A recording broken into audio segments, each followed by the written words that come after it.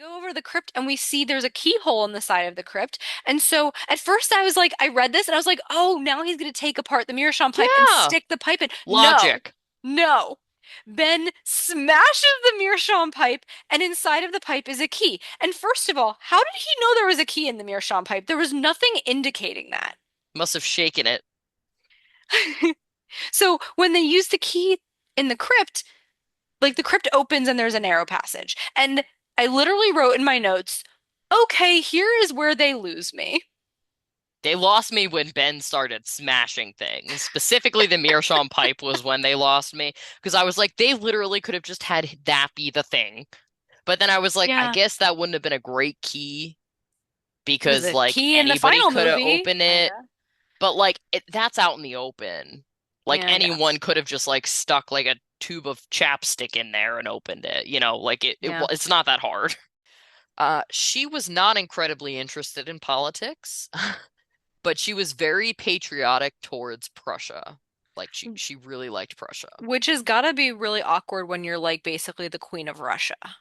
Yeah, but they like visited Prussia a number of Oh, times that's in their nice. early marriage. So, I will say that this Charlotte dealt with a lot of health issues in her life, and as a result was fairly isolated a lot of the time. Mm-hmm. Mm-hmm. Okay. Um, So we're gonna get to an argument that I just made for the other yep, Charlotte isolation. Okay. because yeah, can I make a national treasure connection? No. At some point they tried pulling the box out of the hole, which was This was super dumb. dumb. It was super This is dumb. one of the things when I was like, you got like, because well, I should mention everyone gets involved on the team in the decision making here. Like our security dude is involved in the decision making.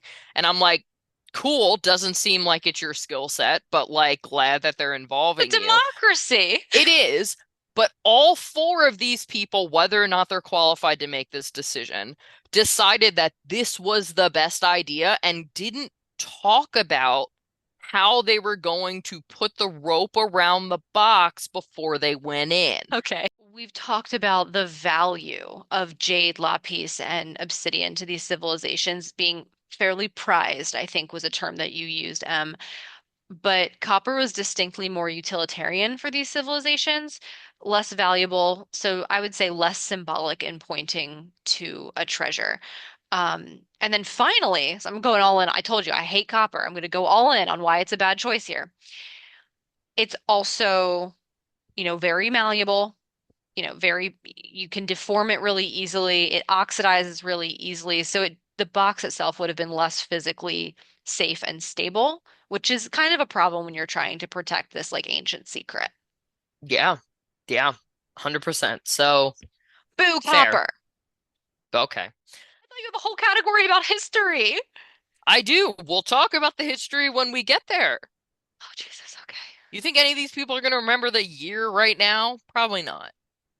I never watched the movie. I just don't want them to think this happened in like either 1400 or like It happened in the 2000. 1700s. You're fine. Thank you. And then like present day. So anyway, What? like present day for the rest of the movie. Like not 2025, but like 2026, like What present are you day. talking about? Is the rest of the There's movie not present day? I'm so the dumb. whole movie is in the 1700s. Are you joking? Wait, shut up. Are you serious I right just now? thought I didn't put it together.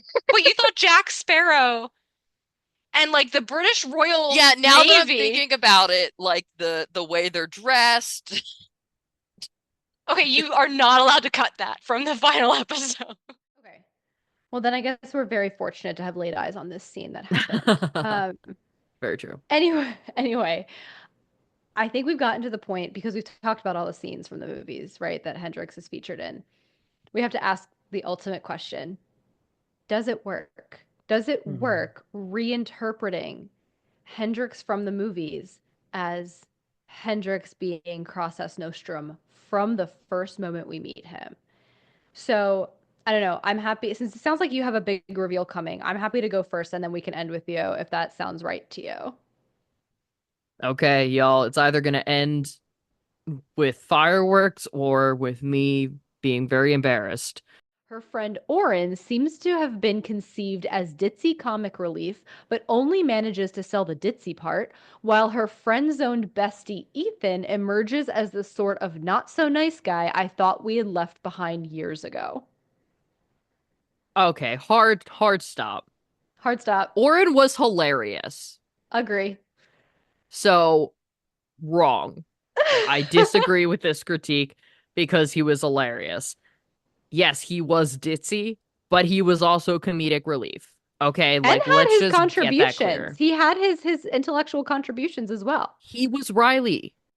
One of the core members called it a buck goat. Emily, what do you think this creature is? You're not going to get this one. Like, there's no way. A gazelle. Do you know where we live? The you know what? Can I tell you what your Is it a reaction to billy this is? goat? No, but can I see if my your reaction is going to be what the heck is that when I tell you the answer to this? Okay, so I had no chance. You heard her say it. The answer is a pronghorn. What the f There's so much like lying that goes into Mm. poker, honestly on both sides, right? Like it's not just one or the other. And because we don't actually see them playing together, Mm-hmm. the writers easily could have chosen another game here, right? They could have said like backgammon Yeah. or like Scrabble, but they didn't. So I feel like this is a very smart choice in terms of not only just implying that they know each other, but also kind of giving a little information about like you know, it's the writer's way of telling us like foreshadowing, like you might not want to trust this. It's not what it looks like at face value. I'm not inherently, and I think I've said this before, interested in like history. I didn't do that well. Mm-hmm. I Mm-hmm. sure is no surprise to our listeners in history. Like I did fine, but I didn't retain information, much like I still don't today, right? But I care LOL. about ethics. I care about music. I know a lot about pop culture. And Yeah. so relating it to all of these things is definitely something that would bring me in, Mm-hmm. even though history is not my strong suit. And looking at you as an example, I mean, we have listeners who've messaged us even just in season 10, in our current season, we had that minerals episode, right? We're talking about the science of the mineral associations from Edge of History. And we have people commenting being like, science isn't my subject, but I feel like I learned something here. I'm really more of a history buff. And now they're kind of getting a little bit of the science too. But they like really keep diving into these holes once they know they're connected. And one of the things that was kind of jarring is they found some charred animal skulls in one of the vent holes. Yeah. You look annoyed by that. I was annoyed by it. Why? Because they like literally start finding these bones. They not even just in the ventilation holes. Like before they find some bones in just like the kind of soil like In front of the layers site? Yeah. around the site. And they're all immediately jumping to these very big conclusions about what these animal skulls were used for and when they're from. And I'm like, guys, there are animals. How about this? FDR had paneling attached to the front of the desk to obscure his wheelchair from view. False. Really? Yep. Okay. Okay. And I'll try to very quickly explain it. This version of events dates back to there's an oral history that was done with a man who created the panel in the early 1960s. And he had said that the panel was created to hide FDR's leg braces.